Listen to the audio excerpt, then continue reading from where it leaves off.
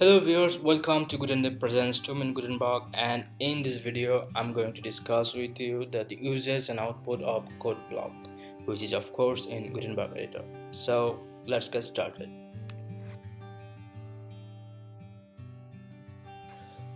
Click on the plus sign, go to formatting and select code.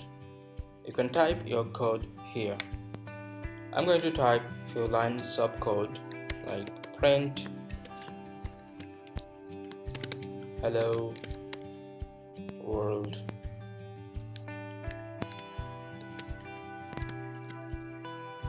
or print this is a line of code, or any code you want. Just click on the publish button and publish this blog, view post, and you can see your code is formatted. You can also add your custom CSS to your blog if you want. If you have any question about Gutenberg, WordPress or anything, just write down on the comment section below. We'd love to discuss or answer to your replies. Till then, goodbye.